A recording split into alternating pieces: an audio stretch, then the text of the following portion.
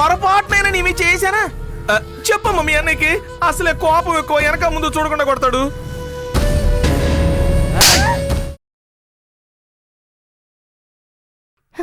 ఇలా నాటకాలు ఆడడం తప్పు కదా?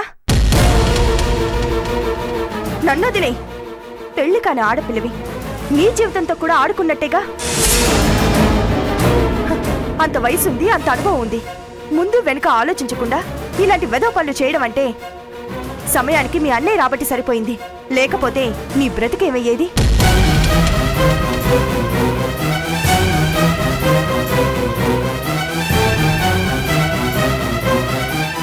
అయినా ఇందులో నా తప్పు కూడా ఉంది.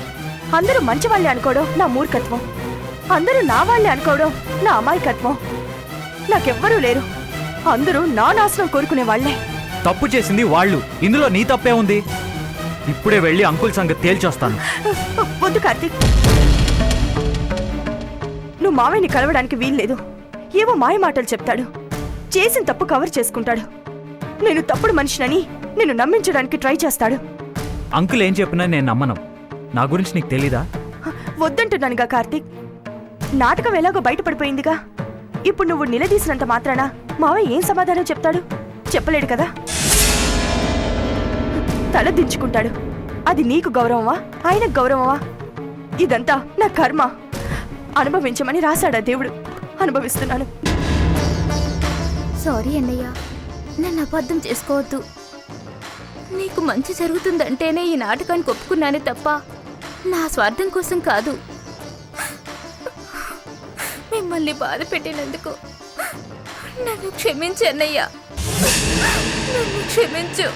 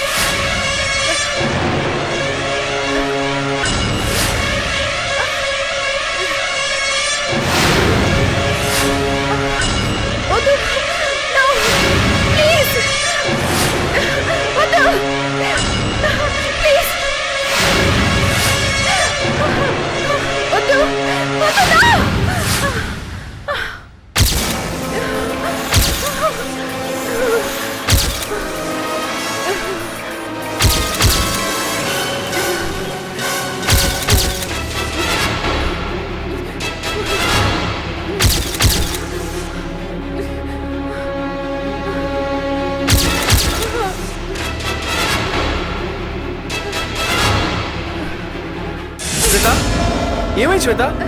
శ్వేత ఏమైంది? శ్వేత దగ్గరికి రావద్దు. శ్వేత శ్వేత ఏమైంది? రావద్దు. శ్వేత డోంట్ టచ్ మీ. శ్వేత నీ రాహుల్ని, ఏమైంది చెప్పు. దగ్గరికి రావద్దు. శ్వేత శ్వేత ఏమైంది? శ్వేత కంట్రోల్ శ్వేత శ్వేత చెప్పు ఏమైంది? శ్వేత చెప్పు. శ్వేత ఏమైంది చెప్పు. శ్వేత ఏమైంది? చెప్పు ఏమైంది? ఏమైంది శ్వేత? చెప్పు శ్వేత ఏమైంది? చెప్పరా, ఏమైంది చెప్పరా. శ్వేత ఏమైంది చెప్పు. దా పడుకో. శ్వేత శ్వేత శ్వేత ఏమైంది శ్వేత? శ్వేత శ్వేత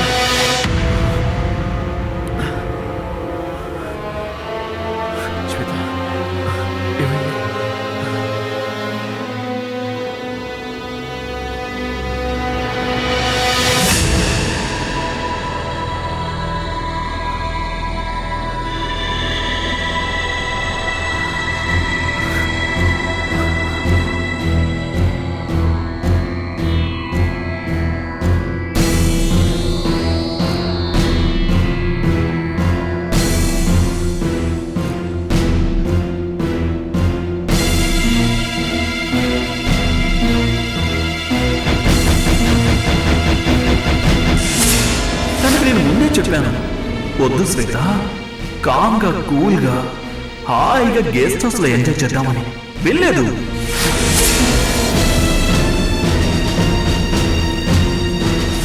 తప్పని తెలిసినా నీ ఎదురుగా ఈ తప్పు చేయక తప్పలేదు.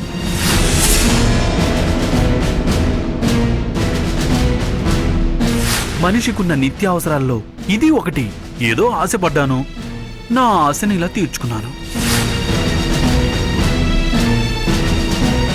ఇప్పుడు ఇది నీ ఆస్తి, ఇంక నువ్వు ఏమైనా చేసుకోవచ్చు. బాస్టర్డ్! వదలడ్రా నిన్ను. నా శ్వేతకి గది పట్టించి నిన్ను ముక్కలు ముక్కలుగా నరికేస్తాను.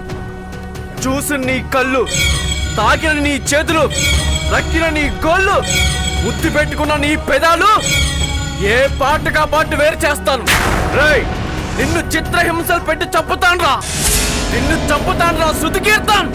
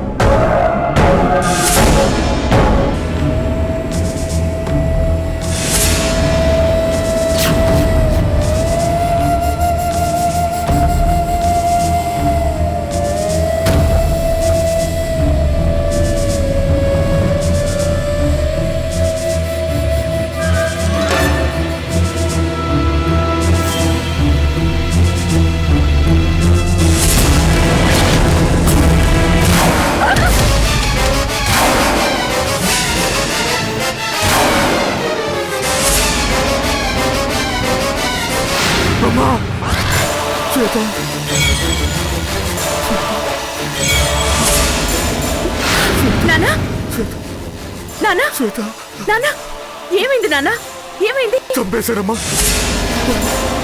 వాడు నా శ్వేతను షూట్ చేశాడమ్మా. ఎవరు? వాడేనమ్మా.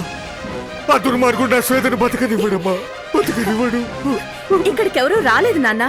ఇక్కడ కాదమ్మా, ఆ ఇంట్లో నిద్రపోతున్న శ్వేత ముఖం మీద దిండు వేసి ఆ తర్వాత రివాల్వర్తో. రివాల్వరా? ఏదో పీడకలై ఉంటుంది నాన్న. లేదమ్మా, జరగబోయే కొన్ని వాస్తవాలు ముందుగానే కల్లో కనిపిస్తాయంటారు. శ్వేతకు ప్రాణాపాయం ఉందని మనకు తెలుసు కదమ్మా. అలాంటిదేం లేదు నాన్న. రాహుల్ ఉన్నాడు కదా, కంటికి రెప్పలా కాపాడుకుంటాడు. శ్వేతకు ఎలాంటి ప్రమాదం రానివ్వడు. నాకు నమ్మకం లేదమ్మా. రాహుల్కి తాగుడు అలవాటుంది. ఎప్పుడు ఎలాంటి నిర్ణయం తీసుకుంటాడో వాడికే తెలియదు. శ్వేతను వదిలిపెట్టి ఎక్కడికి వెళ్ళిపోడన్న గ్యారంటీ లేదమ్మా. అలాంటి సమయంలో నా బిడ్డను వాడు చంపేస్తాడు. నేను అర్జెంటుగా శ్వేతను చూడాలమ్మా. అమ్మా. అలాగే నాన్న, తప్పకుండా వెళ్దాం. తెల్లవారిన తర్వాత వెళ్దాం నాన్న. అప్పటి వరకు పడుకోండి నాన్న.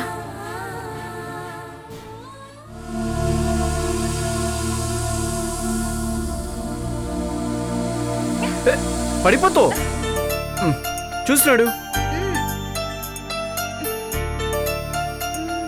కూర్చో కూర్చో కూర్చో. ఇక్కడే కూర్చో, నేను ఇప్పుడే వస్తాను.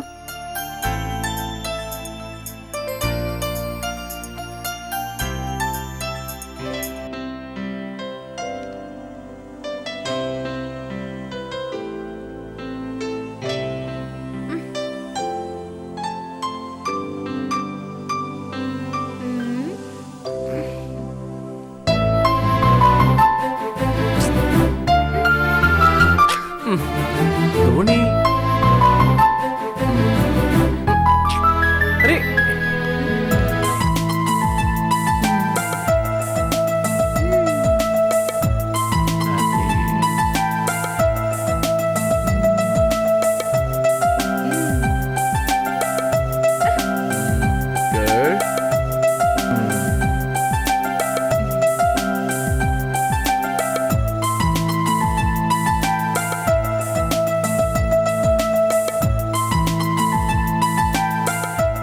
ఏది ఇటు ఇటు ఇటు. Very good. ఇప్పుడు నువ్వు టిఫిన్ చేస్తావు అన్నమాట, నేను తినిపిస్తాను. ఇడ్లీ అంటే నీకు చాలా ఇష్టం కదా. కారం పొడి నెయ్యి కాంబినేషన్ అదిరిపోతుంది. ఓకే, ఇక్కడే ఉండు, తీసుకొస్తాను.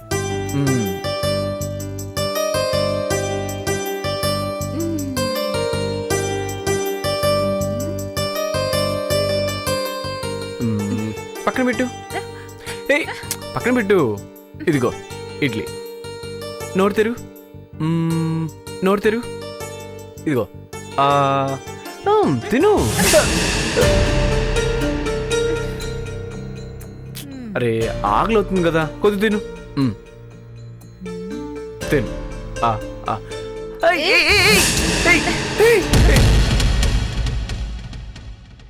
ఎందుకు అలా చేస్తావు?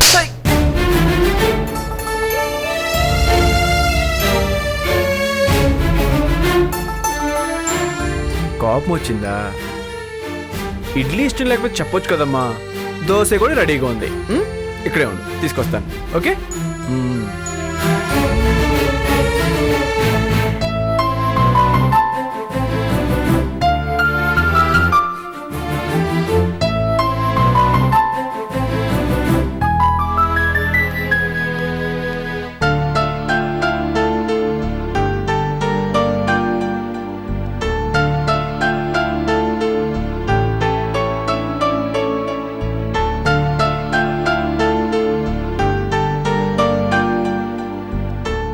శ్వేత, ఇదిగో దోశ తెచ్చాను, ఇది తీసి. ఇదిగో తిను, నా బంగారం కదా. చిచే, తినమ్మా, బాగా ఆకలిస్తుంది. ఈ దోశ తిన్నావు అనుకో, ఆకలి కూడా తీరిపోతుంది. నన్ను కూడా బాగా కొట్టొచ్చు అనమాట, బలం వస్తుంది. దోశ తెచ్చాను, తిను. తినమ్మా. చూడు, ఇది తీసి. తిను తిను. తినేసింది. ఇంకొంచెం తిను. కొంచెం తిను.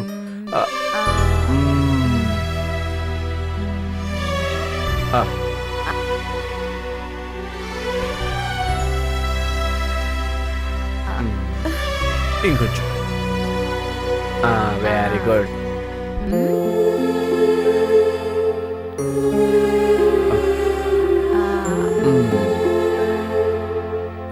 తినమ్మా.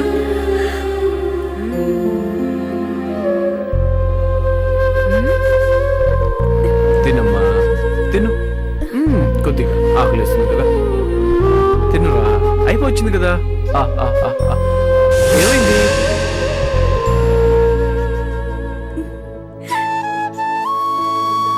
మావయ్య, అక్క, రండి.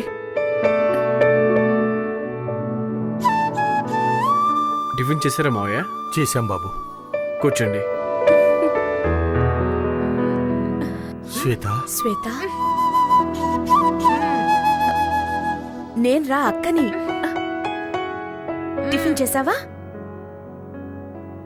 రాహుల్, టిఫిన్ నువ్వే ప్రిపేర్ చేసావా? నాకు వంట చేయడం రాదు కదక్క, అందుకే హోటల్ నుంచి పార్సల్ తీసుకొచ్చాను. నీ పద్ధతి నాకేం నచ్చలేదు బాబు. హోటల్ ఫుడ్ అంటే ఎవరికి మాత్రం ఇష్టం ఉంటుంది? త్వరలోనే వంట నేర్చుకుంటాను. శ్వేత కోసం ఆ మాత్రం చేయలేనా? నా ఉద్దేశం అది కాదు బాబు. మేమందరం ఉండి కూడా ప్రయోజనం ఏమిటి? నువ్వు ఒక్కడివే దాని భారాన్ని భుజానికి ఎత్తుకున్నావు. భారం కాదు అంకుల్, బాధ్యత. బాధ్యత నీకు మాత్రమేనా? తండ్రిగా నాకేమీ ఉండదా? కూతుర్ని చూసుకోవాలని మీకుండొచ్చు, కానీ భార్యను చూసుకోవడం నా బాధ్యత. అదే నాకు ఆనందం. నేను చెప్పాను కదా నాన్న, రాహుల్ మారిపోయాడని. మీరే నమ్మలేదు. ఇప్పుడు కళ్ళారా చూస్తున్నాను కదమ్మా, నమ్మకుండా ఎలా ఉంటాను? ఇదంతా మన శ్వేత అదృష్టం. బాబు రాహుల్, ఇక మీ ఇద్దరు ఇక్కడ ఉండటానికి వీల్లేదు. పదండి, మన ఇంటికి వెళ్ళిపోదాం. మీకు తెలియదు అంకుల్, మేము ఆ ఇంటికి వచ్చిన మరుక్షణం మా గురించి మమ్మీకి తెలిసిపోతుంది. అది ఎంత ప్రమాదమో ప్రత్యేకించి నేను మీకు చెప్పనవసరం లేదు.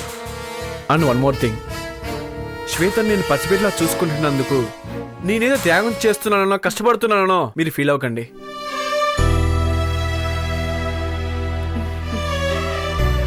శ్వేతకి ఇలా జరగటానికి ఒక రకంగా నేనే కారణం.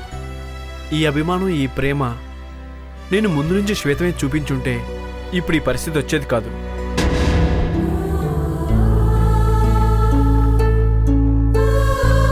నేను తప్పు చేశాను కాబట్టి ఇది నేను శిక్ష అనుకోవడం లేదు, కానీ చేసిన తప్పుని సరిదిద్దుకునే అవకాశం నాకు ఇవ్వండి. ఒకవేళ నాకే ఇలాంటి మతిస్థిమితం లేని పరిస్థితి వస్తే శ్వేత నాకెందుకు లేని చేతులు దులుపుకుంటుందా?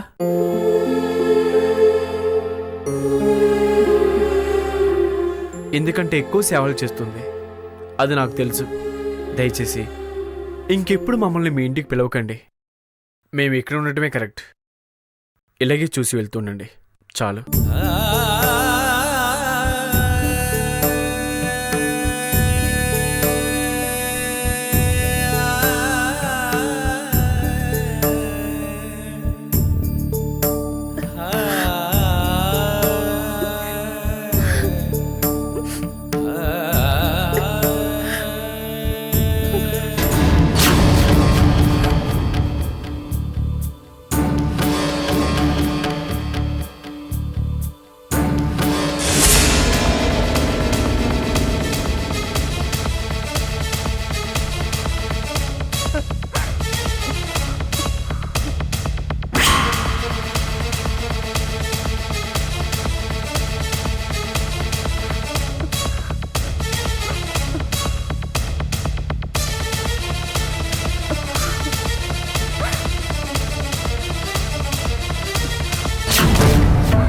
లావణ్య, ఏంటమ్మా అర్జెంటుగా రమ్మన్నావు? ఏమైందమ్మా?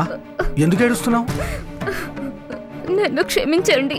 క్షమించాలా? ఎందుకమ్మా? నాటకం బయటపడిపోయింది కాబట్టి.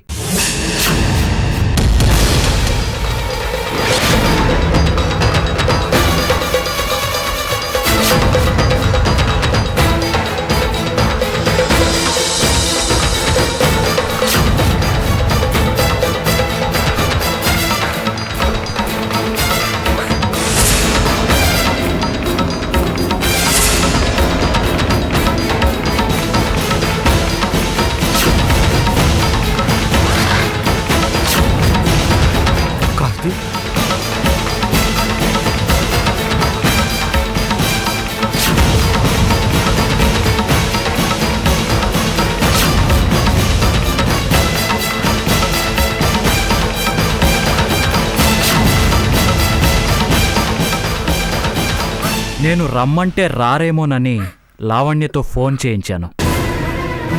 నన్ను క్షమించు కార్తీక్.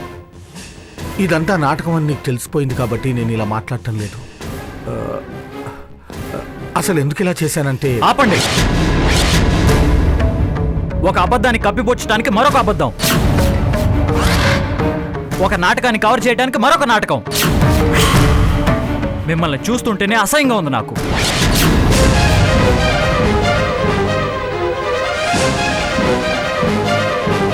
పూజ ఎవరు? మీ మేనకోళ్లే కదా. తండ్రి స్థానంలో నిలబడి అక్షింతలేసి ఆశీర్వదించాల్సిన మీరు పెళ్లి చెడగొట్టి పూజ బతుకు నాశనం చేయాలని చూస్తున్నారు. ఆ రోజు శ్వేతని కిడ్నాప్ చేశారని నాటకం ఆడారు. ఈరోజు లావణ్యకి యాక్సిడెంట్ అయిందని నమ్మించి అబద్ధపు కట్లతో అందమైన కట్టుకథ అల్లి నన్ను మోసం చేయాలని చూశారు. ఎందుకు? పూజ నేను పెళ్లి చేసుకుంటే మీకేంటి ప్రాబ్లం? నిజం చెప్పే పరిస్థితిలో నేను లేనని చెప్పినా నమ్మే స్థితిలో నువ్వు లేవు కార్తీక్. ప్లీజ్.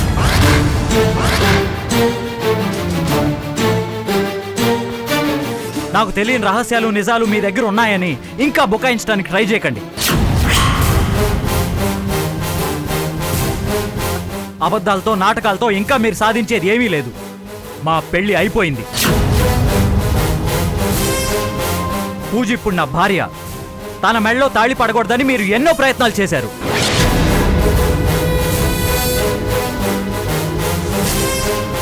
మీ నిజస్వరూపం తెలిసిన తర్వాత కూడా మిమ్మల్ని పల్లెత్తు మాట అనకూడదని పూజ నా దగ్గర మాట తీసుకుంది. అలాంటి పూజను అర్థం చేసుకోవడానికి వయసు కాదు, మనసు కావాలి. అది మీకు లేదని అర్థమైంది. ఇకనైనా పూజను ద్వేషించడం మానేసి మా మానాన్ని మమ్మల్ని బతకనివ్వండి.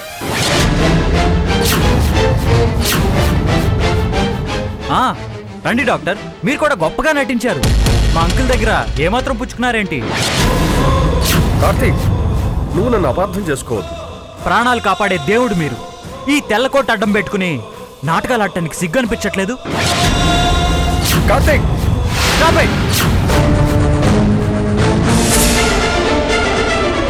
నేను తలుచుకుంటే మిమ్మల్ని మీ హాస్పిటల్ని కోర్టు గీర్చగలను. ఇదిగో ఈ పెద్ద మనిషిని కూడా కోర్టు బోన్లో నిలబెట్టాల్సి వస్తుందన్న ఒకే ఒక్క కారణంతో వదిలేస్తున్నాను.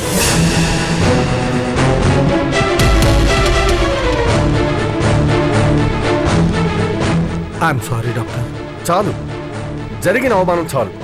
మీ నాటకం పూర్తయింది కదా, ఇక బయలుదేరండి.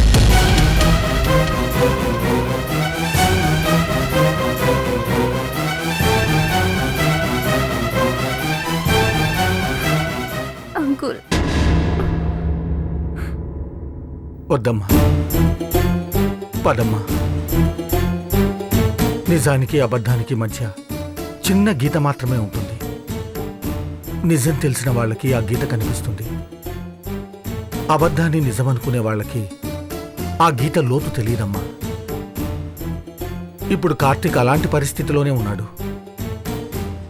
పదమ్మా.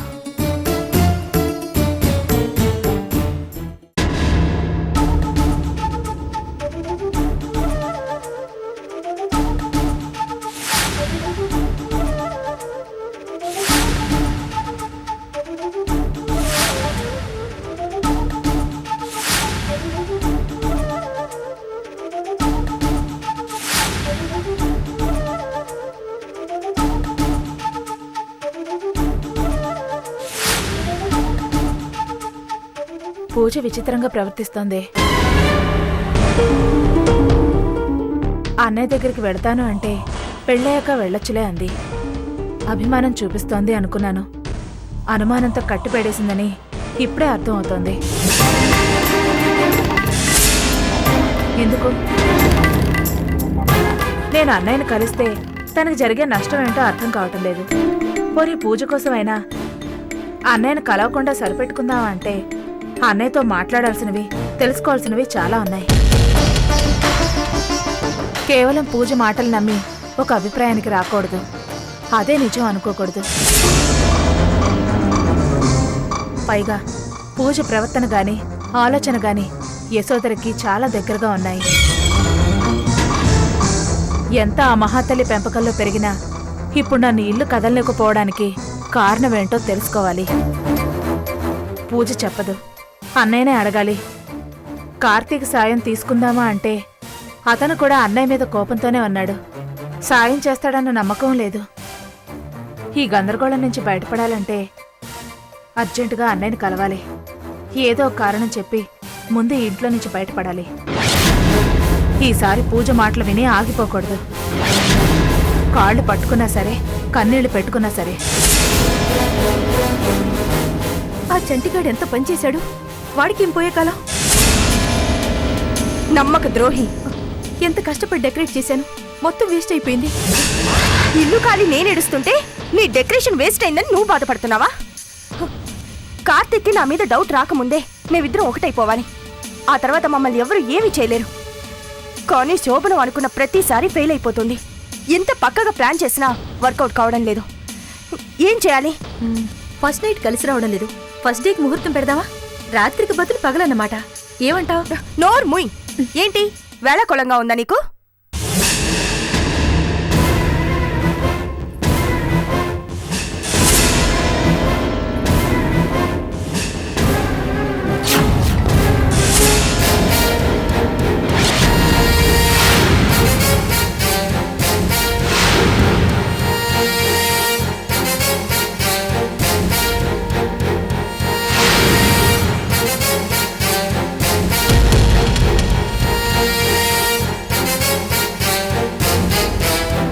అమ్మా, ఎక్కడికి? చేతిలో ఆ బ్యాగ్ ఏంటి? వెళ్ళిపోతున్నాను పూజ. ఎక్కడికి? అయినా సడన్ గా ఈ డెసిషన్ ఏంటమ్మా? ఎవరైనా ఏమన్నా అన్నారా? ఈ ఇంట్లో నన్ను అనేవాళ్ళు ఎవరున్నారమ్మా? వెళతాను అంటే ఆపేవాళ్లే గాని వెళ్ళమనేవాళ్ళు ఎవరూ లేరు. బ్యాగ్ సర్దీశారంటే ఇక మీరు మళ్ళీ రారా? నువ్వు నోరు మీవే. పూజ, నిన్ను చూడాలి అనుకున్నాను, చూశాను. ఇన్ని రోజులు ఉన్నాను. సంతోషం. నీ కాపురం 10 కాలాల పాటు చల్లగా ఉండాలని మొక్కుకున్నానమ్మా. అందుకే తీర్థయాత్రలకు వెళ్తున్నాను. ఆంటీ, తీర్థయాత్రలకు వెళ్తున్నారా? అవును బాబు. ఈ వయసులో నాకు మనశ్శాంతి దొరికేది ఆ భగవంతుడి సన్నిధిలోనే కదా. నువ్వు వెళ్తే మాకు మనశ్శాంతి ఉండదు, అర్థం చేసుకోమ్మా. కొత్తగా పెళ్లి చేసుకున్నారు. మీ ఇద్దరికీ ఏకాంతం కావాలి కదా. మధ్యలో నేను అడ్డవెందుకు? అందుకే వెళ్ళిపోతున్నాను. నాకు తెలుసమ్మా, నీ నాటకాలు నా దగ్గర కాదు. నువ్వు రాఘవరావు మావయ్య దగ్గరికే వెళ్తున్నావని నాకు తెలుసు. నిన్నెలాగైనా ఆపుతాను.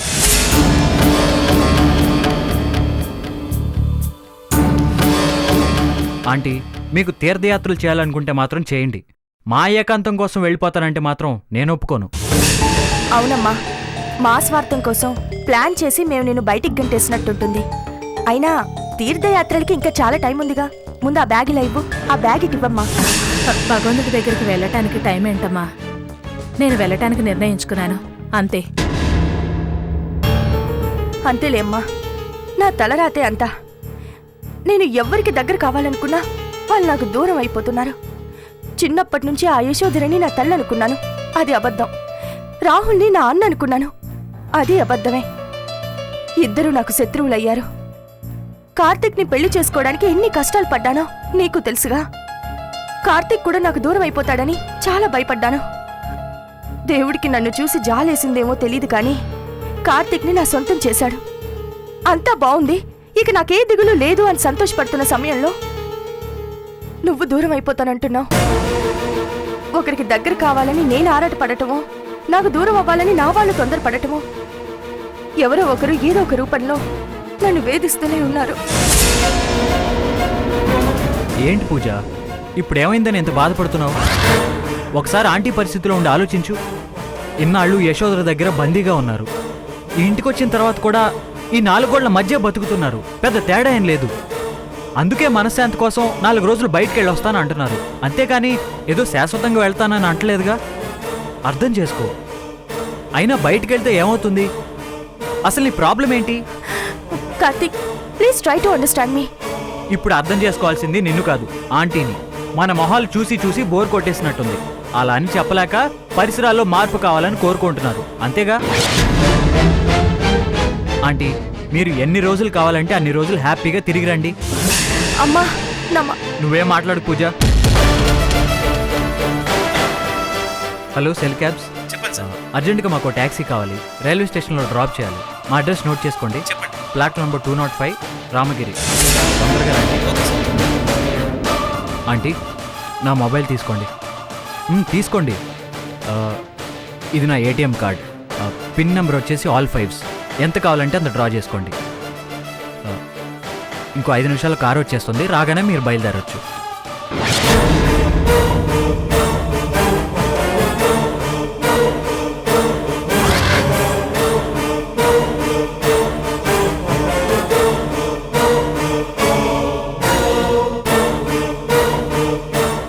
అమ్మా ఇంకొకసారి ఆలోచించమ్మా. పూజ నేను మాట్లాడొద్దన్నానా? Driver sir. రైల్వే స్టేషన్లో డ్రాప్ చేయి. జాగ్రత్త. అలాగే సార్.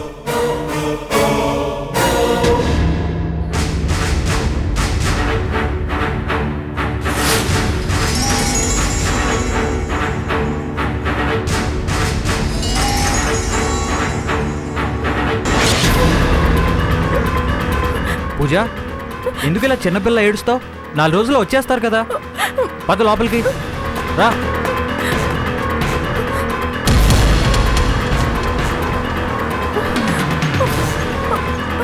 అయ్యో ఏంటి నాన్న మీరనేది? అవునమ్మా, కార్తీక్కి నిజం తెలిసిపోయింది. నాటకం బయటపడిపోయింది. కార్తీక్ నన్ను అర్థం చేసుకోకపోయినా బాధ లేదమ్మా, కానీ అపార్థం చేసుకున్నాడు. నేనేంటో, నా క్యారెక్టర్ ఏంటో తెలుసు కదా. అంకుల్ ఎందుకు ఇలా నాటకం ఆడాల్సి వచ్చిందని ఒక్క క్షణం ఆలోచించుంటే నిజం చెప్పడానికి నేను ప్రయత్నించేవాణ్ణమ్మా. కానీ నాకు అవకాశం ఇవ్వలేదు. కార్తీక్ అడిగే ఒక్కొక్క మాట నన్ను చిత్రవధ చేశాయంటే నమ్ము. నన్ను సహించుకున్నాడమ్మా. కానీ నా స్వార్థం కోసం నేను ఏ తప్పు చేయలేదమ్మా. దీనికంతటికే కారణం నేను. నా సుఖం కోసం, నా సంతోషం కోసం ఒక్కొక్క మెట్టు దిగుతూ వచ్చాను. కార్తీక్ దృష్టిలో ఎక్కడో ఉన్న మీరు ఎక్కడికో దిగజారిపోయారు. నన్ను క్షమించండి నాన్న. అలానకమ్మా, కూతురు కష్టాల్ని కన్న తండ్రి భరించకపోతే ఇంకెవరు భరిస్తారమ్మా? నేను మీ కన్న కూతుర్ని కాదు కదా నాన్న. వద్దమ్మా, వద్దు. ఆ మాట ఇంకెప్పుడు అనొద్దు.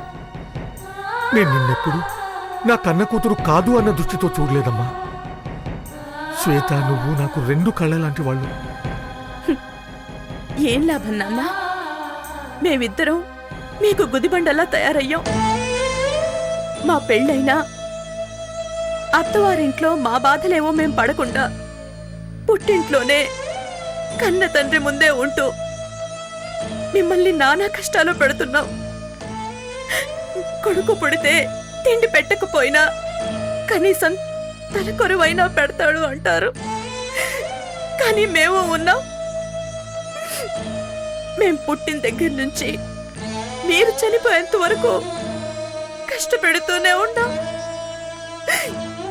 తీరా చనిపోయాకైనా ఆ తలకొరివి పెట్టడానికి మాకే అర్హత లేదు నాన్న. ఉన్ననాళ్ళు మేము కష్టపడి మిమ్మల్ని కష్టపెట్టి చివరికి కార్తీక్ లాంటి వాళ్ళ దగ్గర మీకున్న కొద్దిపాటి గౌరవాన్ని నాశనం చేసి ఇంకా మేము బ్రతకడం దేనికి నాన్న? మేమే లేకపోతే మీరు ప్రశాంతంగా ఉంటారుగా నాన్న. వద్దమ్మా, ఇంకెప్పుడు అలా మాట్లాడు. కన్న తల్లే కన్న బిడ్డ రూపంలో పుట్టిందని, నా తల్లే నా బిడ్డ రూపంలో పుట్టిందని ఆనందపడతాను. కానీ మీ కష్టాల్ని చూసి తండ్రి పారిపోడమ్మా. ఇంకెప్పుడు అలా మాట్లాడద్దు తల్లి.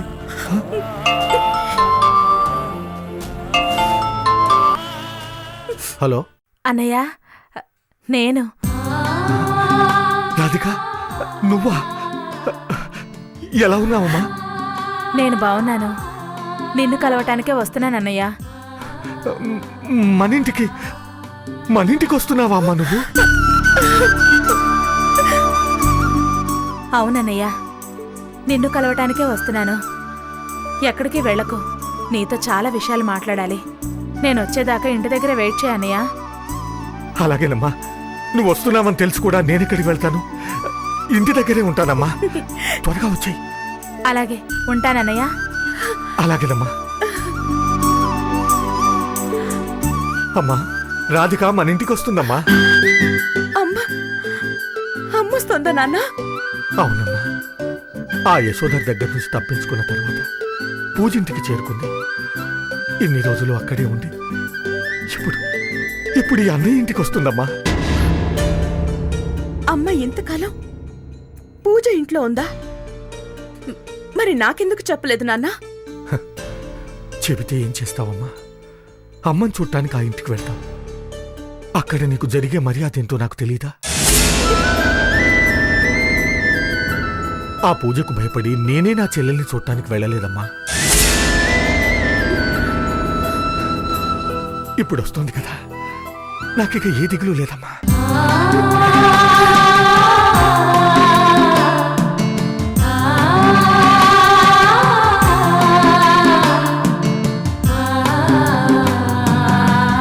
అమ్మా, ఎన్ని రోజులైంది నిన్ను చూసి. త్వరగా రా అమ్మా, నిన్ను చూడాలి, నీతో ఎన్నో విషయాలు చెప్పాలి.